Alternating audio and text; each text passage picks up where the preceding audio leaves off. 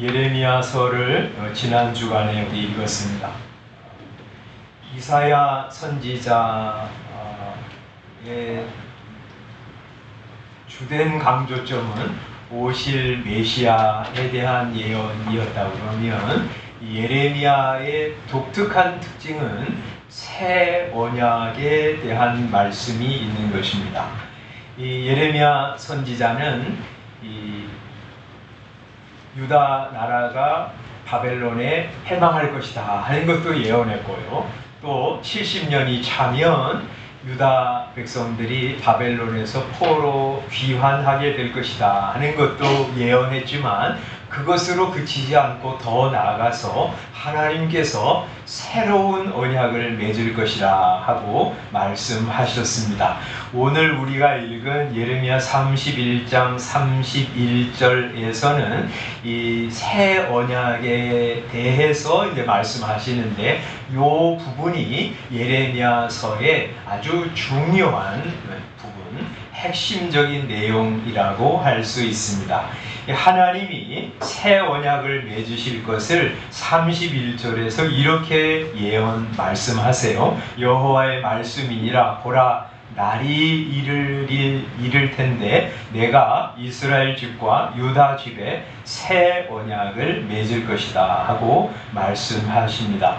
이런 새 언약은 예전에 맺은 하나님과 이스라엘 백성의 언약과는 굉장히 다른 언약이에요. 그래서 오늘 말씀에서는 이 새 언약이 옛 언약과 무엇이 다른지 몇 가지 사실을 알려주고 계신데, 이제 언약이라고 하는 말은 이런 말이에요. 이제 계약을 하는 거예요. 우리도 이제 계약을 하잖아요. 집을 사고 팔 때, 물건을 사고 팔 때 계약을 하잖아요. 그래서 나하고 어떤 사람하고 계약을 맺습니다. 그런 이제 계약을 하나님과 하나님의 백성이 맺은 계약이기 때문에 특별한 단어로 언약이라고 부르는 거예요. 근데 하나님께서 말이죠, 이스라엘 백성들을 애굽에서 건져내신 후에 시내산으로 데려오셔서 거기서 이스라엘 백성과 언약을 맺으셨어요. 이 언약을 맺을 때 그 언약의 중요한 핵심이 뭐냐면, 이스라엘은 하나님의 백성이 되고 여호와 하나님은 이스라엘의 하나님이 되신다 하는 것이 언약의 핵심이었어요. 그래서 하나님은 이스라엘을 끝까지 사랑하시고 보호하시고 그들에게 필요한 것을 공급해 주신다고 맹세하면서 약속하신 거고요. 이스라엘 백성들은 그렇습니다. 여호와 하나님이 우리의 창조주이시고 우리의 구원자이십니다. 우리가 여호와 하나님만 하나님으로 믿고 섬기겠습니다 하고 다짐하고 고백하면서 언약을 맺은 거예요. 그런데 이 언약이 여러 번 깨졌어요. 그래서 하나님께서는 앞으로 깨지지 않을 그런 완전하고 온전한 언약을 맺으시겠다 하고 약속하시는 거예요. 32절 그 언약이 깨진 것을 이렇게 말씀하세요. 이 언약은 내가, 새 언약을 말하는 거죠. 내가 그들의 조상들의 손을 잡고 애굽 땅에서 인도하여 내던 날에 맺은 언약과 같이 아니할 것이다. 그때에는 내가 그들의 이스라엘의 남편이 되었어도 그들이 내 언약을 깨뜨렸음이라, 여호와의 말씀이라 하고 이야기하고 계십니다. 하나님이 그들을 건져내시고 그들에게 온갖 좋은 것을 주시고 그들을 신부처럼 대하셨지만, 그들은 그 하나님과의 맺은 언약을 깨뜨렸다는 거예요. 그래서 하나님이 이런 깨질 언약 말고 새로운 언약, 차원이 다른 언약을 맺을 것이라고 그러세요. 그래서 그 첫 번째 이 새 언약이 옛 언약과 다른 점을 33절에 말씀하는데, 그러나 그날 후에 내가 이스라엘 집과 맺을 언약은 이러하다. 곧 내가 나의 법을 그들의 속에 두며 그들의 마음에 기록하여 나는 그들의 하나님이 되고 그들은 내 백성이 될 것이라, 여호와의 말씀이라 하고 말씀하고 있습니다. 그러니까 옛 언약하고 새 언약이 다른 점이 뭐냐면 옛 언약은 하나님의 이 말씀이 밖에 있어요. 그래서 하나님이 이스라엘을 건져내신 다음에 십계명을 주시잖아요. 두 돌판을 이 십계명을 두 돌판에 기록해가지고 이스라엘 백성들에게 이것대로 믿고 순종하면서 사는 거야. 그것이 언약 백성의 삶이야 하고 가르쳐 주셨어요. 하나님의 율법이 어디에 있어요? 사람 외부에 있는 거예요. 그런데 이 새 언약은 하나님의 율법을 내부에 사람 마음속에 두신다고 그랬어요. 그래서 뭐라고 말씀하냐면 내가 나의 법을 그들의 속에 두며 그들의 마음에 기록할 것이다 하고 그러세요. 그들의 속, 그들의 마음에 하나님의 율법을 새겨준다는 거예요. 이거 무슨 말씀이냐면 말이죠. 이 하나님의 율법을 성령님께서 그들의 마음 속에 두시고 기록하시고 생각나게 하시고 그것을 준행할 마음을 두셔가지고 하나님의 말씀을 순종하게 하신다는 거예요. 새 언약의 다른 점이에요. 그리고 우리 성령님께서 그들 속에 들어오셔서 하나님을 알려주시기 때문에 그들은 다른 사람을 향해서 여호와를 알라 하지 않을 정도가 될 것이라고 그러세요. 34절 그들이 다시는 각기 이웃과 형제를 가르쳐 이르기를 너는 여호와를 알아라 하지 아니하리니 왜냐하면 작은 자로부터 큰 자까지 다 나를 알기 때문이라 하고 말씀하십니다. 그래서 새로운 언약은 성령님이 우리 안에 들어오셔서 하나님의 말씀을 가르치시고 생각나게 하시고 그 말씀을 순종하도록 하시는 언약이에요. 그러니까 이 언약은 이 언약의 혜택을 받은 사람은 하나님의 말씀을 거절하고 그리고 무시하다가 멸망당하는 일이 없다는 거예요. 그죠? 그리고 이 사람은 이 하나님의 성령이 그 속에 들어오셔서 하나님을 알려주시고 가르쳐주시고 하나님의 성품, 하나님의 뜻을 계속적으로 알게 하시기 때문에 하나님을 잃어버리는 일이 없다는 거예요.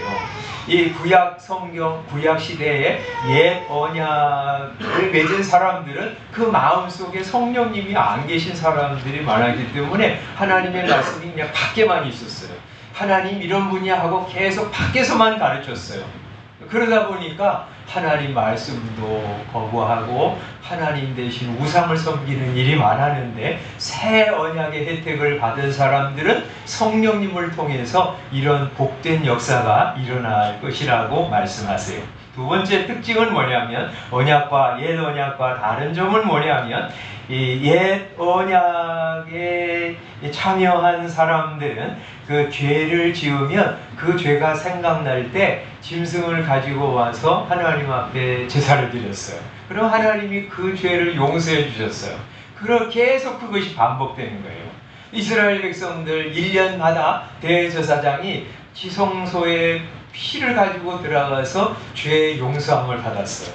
1년 동안 하나님 이스라엘 백성이 지은 죄를 다 용서받고 나왔어요. 그리고 또 다음 해가 되면 대제사장이 또 송아지의 피를 가지고 지성소로 들어가서 회개하고 용서를 받았어요. 그래서 이 구약 시대의 이런 죄 용서는 매우 일시적인 것이었어요.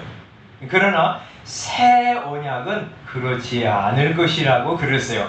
이 히브리서 10장에 보면 그 두 가지 이 대조, 옛 언약과 새 언약의 죄에 대한 그런 이야기가 아주 다른 것을 이렇게 말씀하는데 이 히브리서 10장 11절에 보면 이렇게 말씀합니다. 제사장마다 매일 서서 섬기며 자주 같은 제사를 드리되 이 제사는 언제나 죄를 없게 하지 못하거니와 이렇게 말씀하세요. 제사장들이 지은 이 백성들이 지은 죄를 제사장이 가지고 와서 회개할 때 그 죄를 용서받은 거예요. 또 죄를 지으면 또 짐승을 가지고 가서 제사를 드리고 또 용서를 받았어요. 계속 그런 일이 반복된 거예요. 그런데 새 언약은 어떻게 되는 것이냐면 12절에 말씀하는데 10장 12절 오직 그리스도는 죄를 위하여 한 영원한 제사를 드리시고 하나님 우편에 앉으사 그 후에 자기 원수들을 자기의 발등상이 되게 하실 때까지 기다리시나니 그가 거룩하게 된 자들을 한 번의 제사로 영원히 온전하게 하셨느니라 하고 말씀하세요. 우리 예수 그리스도께서는 십자가에서 우리가 지은 모든 죄를 다 가지고 가셔서 단번에 제사를 드리셨어요. 그런 하나님의 아들의 피를 들여서 이 바친 완벽한 제사는 하나님이 모든 우리 성도들의 죄를 단번에 다 깨끗하게 하시고 사하시는 제사가 되었다는 말이죠. 그래서 10장 10절에는 이렇게 말씀하세요. 이 뜻을 따라 예수 그리스도의 몸을 단번에 들이심으로 말미암아 우리가 거룩함을 얻었노라 하고 말씀하세요. 그래서 이제 예레미야 31장으로 돌아오면 그 두 번째 새 언약의 특징을 34절 뒤에 이렇게 말씀하시죠. 내가 그들의 악행을 사하고 다시는 그 죄를 기억하지 아니하리라. 이런 새 언약을 맺을 때가 온다 하고 예레미야가 예언한 것입니다. 세 번째, 옛 언약과 새 언약의 다른 점은 옛 언약은 이스라엘의 불신앙, 불순종으로 말미암아 여러 번 수없이 깨뜨려졌습니다. 그러나 새 언약은 깨뜨려지지 않는 영원한 언약이라고 그러세요. 그것을 이렇게 35절부터 37절에서 아름다운 언어로 묘사하고 있는데 만약에 이런 일이 일어난다고 생각해 보세요. 하나님이 해를 낮의 빛으로 주지 않으신다. 별들을 밤의 빛으로 정하지 않으신다. 만약에 그렇게 생각해 보세요. 오늘도 아침에 해가 떴잖아요. 밤이 되면 달도 뜨고 별도 뜰 거예요. 그런 일이 만약에 없어진다면 이스라엘 백성을 하나님의 백성으로 간주하시는 이 일도 없어질 것이다. 이렇게 말씀하십니다. 또 만약에 너희들이 위에 있는 하늘을 측량할 수 있다면, 땅 기초를 탐지할 수 있다면 내가 이스라엘 자손이 행한 모든 일로 말미암아 그들을 다 버리리라고 말씀하세요. 여러분, 지금 이렇게 발달한 현대 문명의 기기들을 가지고도 이 우주를 얼마만큼 되는지 측정할 수 없습니다. 그죠? 한없이 가요. 빛의 속도로 1000만 년을 가도 이 우주의 끝이 나오지 않아요. 그러니까 우주의 끝을 우리 누구도 측량할 수 없어요.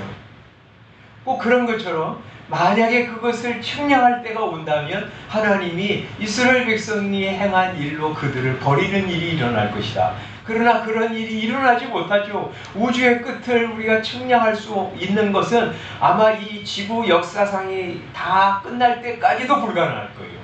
그러니까 하나님이 이스라엘 백성을 자기 백성으로 꼭 붙들고 가시는 일도 끝까지 행할 것이라고 그러시는 거예요. 그러므로 이 새 언약은 영원한 언약, 우리의 죄와 우리의 허물로 깨어지지 않는 언약이라고 말씀하고 계세요.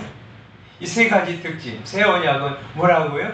이 하나님의 율법을 사람의 마음에 심어주는 언약이기 때문에, 두 번째는 이 새 언약은 우리의 모든 죄를 그리스도의 피로 맑게 씻으시고 기억도 하지 아니하시는 언약이기 때문에 영원한 언약이라고 말씀하십니다. 오늘 이 말씀 읽으면서 제가 꼭 하고 싶은 말씀이 이것입니다. 새 언약 주시는 것이 은혜다 하는 것입니다. 여러분, 제가 이제 누구하고 집을 사고 팔기로 계약을 맺었다고 생각해 보세요. 뭐 몇 억에 우리 집을 팔기로 계약을 했어요. 그런데 그 살려고 하는 그 사람이 중간에 못 사겠습니다 하고 계약을 깨뜨리면, 그러면 계약이 뭐가 되는 거죠? 계약이 파기되는 거예요. 나도 그 계약을 준수할 필요가 없어지는 거예요. 네가 깼냐? 그럼 나도 이제 이 계약을 무효로 돌리겠다 하는 것이에요. 이스라엘 백성과 이스라엘 백성과 하나님 사이에서 시내산에서 언약을 맺으셨잖아요. 그래서 나는 영원토록 너희의 하나님이 될 것이다. 너희는 영원히 하나님을 너희 하나님으로 믿고 섬겨라 하고 언약을 맺었는데 이스라엘 백성들이 깨뜨린 적이 수없이 많아요. 그러면 하나님께서 그래 너희가 이제 나를 내 하나님으로 믿지 않으니까 나도 이 언약에서부터 자유롭다.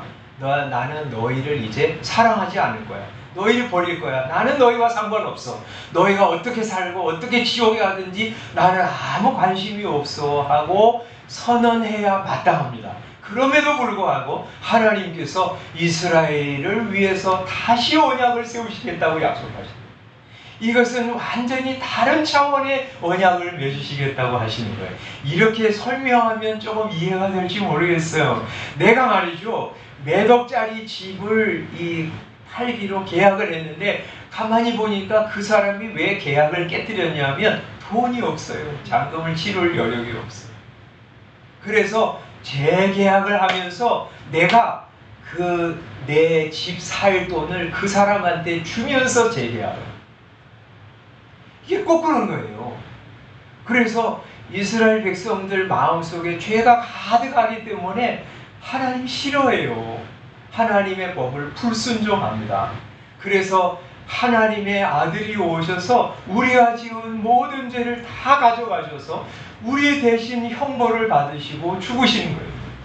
그래서 그 예수 그리스도를 믿는 사람들마다 그가 이전에 어떻게 살아왔든지 상관없이 그의 죄를 다 용서하시고 하나님이 죄가 없다고 선언해 주시고 죄를 기억도 하지 않으십니다. 뿐만 아니라 이 죄가 없다고 의롭다고 선언하실 뿐만 아니라 그들의 마음 속에 성령님을 주셔서 하나님을 알게 하십니다. 그래서 새 언약의 혜택을 받은 사람은 성령님을 모시고 살기 때문에 하나님에 대한 감각이 생깁니다. 그래서 목사가 하나님은 이런 분이세요. 이렇게 믿고 이렇게 살아가세요. 이렇게 말하면 그것을 기쁨으로 받습니다. 이단 사이비 같은 이상한 사람들이 하나님이 이런 분이야 하고 이상하게 말하면 고개를 갸우뚱합니다. 그거 아닌데. 왜냐하면 성령님이 내 안에 들어오셔서 하나님을 알려주시기 때문에 그래요. 얼만큼 하나님을 아냐? 여기 굉장히 과장된 표현을 하고 계신데 각기 이웃과 형제를 가르쳐 이르기를 너희는 여호와를 알라고 할 필요가 없을 정도로 하나님을 안다고 말씀하세요. 이 말은 말이죠, 과장이에요. 하나님을 가르치지 말라는 것이 아니고요, 가르침 받지 말라는 말이 아니에요. 그런 정도로 하나님을 아는 지식이 성령 받은 사람에게는 있다는 거예요. 그래서 작은 자도 학식이 없는 사람, 어린 사람도 성령을 받으면 말이죠, 하나님을 아는 것이 있어요. 하나님의 말씀을 받으면 그래 하나님의 성품이 이런 것이지, 또 하나님의 뜻이 이런 것이지 하고 부족하지만 알고 행하는 것이 있어요. 큰 자도 지식이 많은 사람도 대개 세상에서는 그러잖아요. 자기 지식을 가지고 하나님 말씀을 없이 여기면서 무시하고 묵살하는 경우들이 많은데 지식이 많은 사람, 큰 자들도 하나님의 말씀을 겸손히 받아가지고 하나님을 알아가는 것이 있어요. 그리고 성령을 받은 사람은 하나님의 말씀 내 안에 심겨져 있기 때문에 하나님 말씀을 생각나게 하시고 하나님의 말씀을 들을 때 이해하게 하시고 하나님의 말씀을 믿게 하시고 또 하나님 말씀을 순종하려고 하는 마음을 성령님께서 주시기 때문에 하나님의 말씀 듣고 반응하면서 살아가게 된 거죠. 제가 전에도 이제 그런 말씀 드렸잖아요. 제가 송파제 교회 있을 때 우리 교회 15년인가 16년 다닌 중년 남자 성도가 계신데 어느 날 목사님을 찾아와서 그런 이야기를 하더랍니다. 내가 지금까지 송파제교회 16년 다녔는데 우리 예수님께서 나를 위해서 죽으셨다는 말 오늘 처음 들었다고 이야기하더랍니다. 뭐 얼마나 많이 읽겠어요. 우리 박 목사님이 설교 때마다 예수님이 여러분을 위해서 죽으셨습니다 하고 말씀했을 텐데 성령을 받지 않으니까 그 전까지는 그게 도대체 머리에 들어오지 않고 귀에 박히지 않은 거예요. 그러니까 들으면서도 안 들리는 거예요. 그런데 어느 날 하나님께서 그 사람 마음을 여시고 성령님을 주시니까 그 사람이 15년 동안 들어지지 않았던 하나님의 말씀이 들리는 거예요. 성령을 받으면 사람이 하나님의 말씀이 들립니다. 그 하나님의 말씀을 기쁨으로 받습니다. 그 말씀이 세상의 이치와 배치되는 것 같아도 그것이 참 진리요 나를 살리시는 말씀이라고 하는 것을 알고 그 말씀대로 믿고 살아가게 됩니다.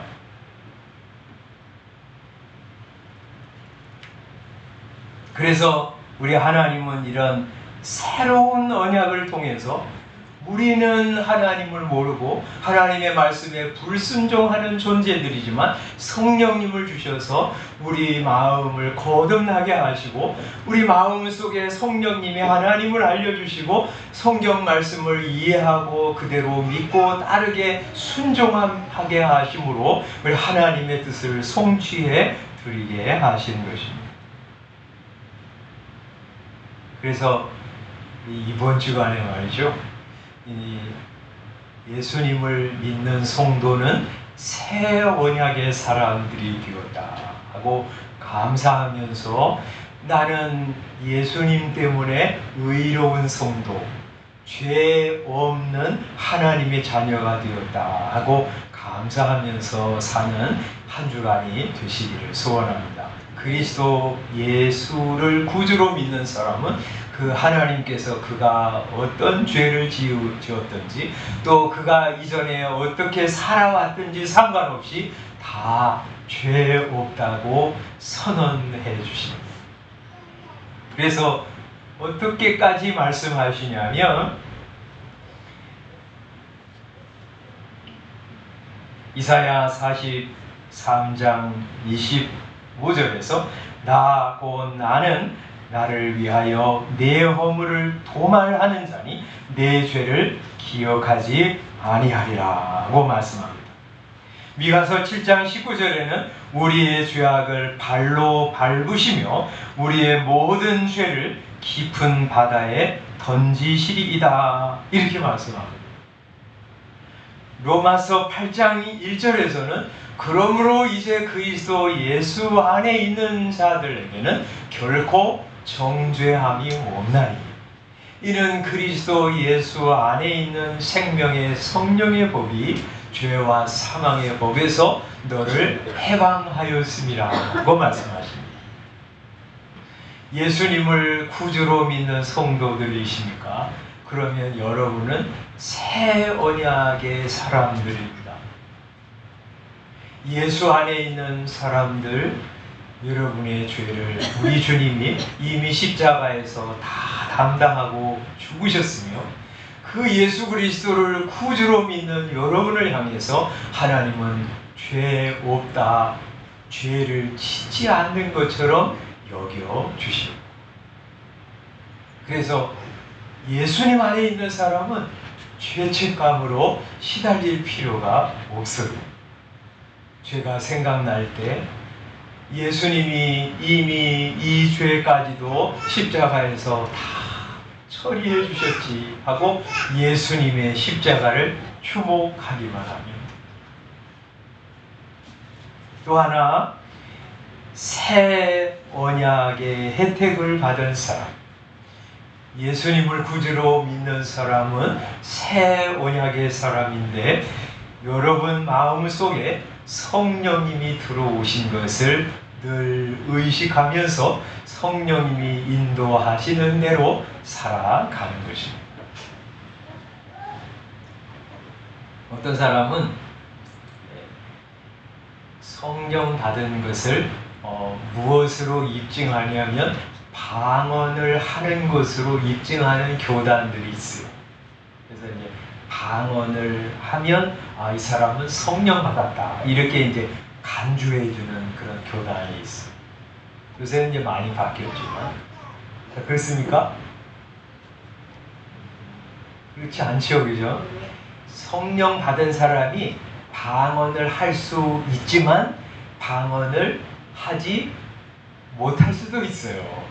그러니까 방언을 받은 게 성령 받은 증거는 아니에요. 또 어떤 사람이 성령을 받을 때 꼭 불과 같은 큰 획기적인 어떤 체험을 해야 성령을 받은 것인가? 그렇습니까? 그렇지 않습니다. 성령을 받을 때 정말 길길이 뛰면서 은혜를 받고 막 불이 임한 것 같은 놀라운 변화, 획기적인 경험을 하는 사람도 있지만 그렇지 않고 너무나 조용하게 아무 일도 일어나지 않은 것처럼 성령을 받은 사람도 있어요. 그러니까 성령을 이렇게 어떤 특별한 체험을 한 것으로 내가 성령을 받았다고 생각할 필요가 없는 거예요. 어떤 사람이 성령을 받았냐? 갈라디아에서 이렇게 말씀하세요. 3장에서 너희가 성령을 받은 것이 율법을 듣고 행함으로냐? 듣고 믿음으로냐? 하고 이제 두 가지로 말씀하시는데 우리 율법을 행함으로 성령을 받는 것이 아니라 하나님의 복음을 듣고 믿음으로 성령을 받았다고 말씀하시는 거예요. 그러니까 예수님을 나의 구주이십니다. 예수님은 나의 주님이십니다. 하고 믿은 사람에게는 하나님께서 성령을 주신 거예요. 그러니까 여러분이 예수님을 구주로 믿는 성도라면 여러분은 전부 성령을 소유한 사람들입니다. 성령이 여러분 속에 들어오셔서 여러분 속에서 역사하고 계신 거예요. 여러분이 말이죠. 속에서 하나님을 좀 믿어봐야 되겠다. 교회 한번 나가볼까? 성경을 한번 읽어봐야 되겠다. 이런 생각이 드는 것은 대개는 여러분 자연인 속에서 일어나는 생각은 아닙니다. 성령님께서 여러분 속에서 그렇게 작동하시기 때문에 그런 소원이 일어나는 거예요. 그래서 이번 한 주간 동안도 여러분이 살아가면서 내가 성경을 한번 읽어봐야지. 또 이제 리딩 지저스 요새 하잖아요. 하다가 포기한 사람도 내가 성경을 다시 한번 읽어봐야 되겠다. 그런 마음이 들 때 누가 주신 마음이라고요? 여러분 속에서 성령께서 그렇게 역사하시는 거예요. 어려운 일을 만날 때 내가 사람 찾아다니는 거 그만하고 하나님께 기도하러 가야 되겠다. 이런 마음이 들 때 누가 역사하는 거예요? 성령님이 여러분 속에서 역사하시는 거예요. 성령님은요, 어떤 식으로 역사하냐면 불렁불렁 막 그런 식으로 역사하는 게 아니라 그렇게도 역사하실 때가 있지만 여러분 마음속에 거룩한 생각, 선한 소원, 아름다운 것을 추구하려고 하는 마음을 중심으로 역사하세요. 그래서 빌립보서 2장에서 뭐라고 그랬어요? 너희 안에서 행하시는 이는 하나님이시니 자기의 기쁘신 뜻을 위하여 너희에게 소원을 두고 행하게 하시나니 이렇게 말씀하세요. 여러분이 오늘 주님 앞에 내가 덥지만 나가서 예배드려야지 하는 마음을 갖게 된 것은 여러분 마음속에 성령께서 작동하신 결과예요. 그래서 하나님 앞에 나온 거예요. 이번 한 주간 여러분이 살면서 참 힘이 들 때 하나님 앞에 기도해야지 하는 마음이 들 때 기도는 그러면서 묵살하지 않고 성령님께서 나를 기도의 자리로 인도하시는구나 생각하면서 그 성령님의 인도에 기꺼이 따라서 기도의 자리로 앉는 거예요. 운전을 하고 가다가 조금 여유가 되면 우리 요새 휴게소도 있고 쉼터도 있잖아요. 거기 가서 또 하나님을 향해서 진지하게 기도도 하고, 예배당 지나가다가 기도할 마음이 생기면 예배당에 들어와서 기도하고, 그러면서 여러분 자신을 맡기고 여러분의 자녀들을 축복하면서 기도하는 거죠. 그게 성령님의 인도를 따라 사는 삶이고요. 그렇게 살아갈 때 그 성도는 말이죠, 하나님을 잃어버리지 않습니다. 하나님의 말씀을 거역하지 않습니다. 평생 죽을 때까지 하나님을 알고 사랑하고 주님의 말씀을 받아들여서 그 말씀의 길로 걸어가는 삶을 살아가다가 주의 영광에 참여하게 되는 것입니다. 하나님은 그런 방식으로 우리와 영원한 언약을 맺으신 거예요. 오해하지 마세요. 영원한 언약이라고 하는 것은 우리가 어떻게 살아도 하나님은 우리를 버리지 않으셔 하는 언약이 아니에요. 예수 그리스도를 보내주시고 성령님을 여러분 속에 부어주셔서 그 성령님이 여러분 속에서 아름답고 선하고 거룩한 것을 소원하게 하시고 거기 기꺼이 순종하면서 따라감으로 이루어지는 영원한 언약. 이번 한 주간 날씨 매우 덥지만 여러분 속에 들어와 역사하시고 말씀하시는 성령님이 추구하시는 것처럼 여러분 속에서 하나님을 알게 하시는, 하나님 말씀 생각나게 하실 때 기꺼이 순종하면서 하나님의 뜻을 이루어드리는, 구원을 이루어가는 여러분 다 되시기를 주님의 이름으로 축원합니다. 기도하겠습니다.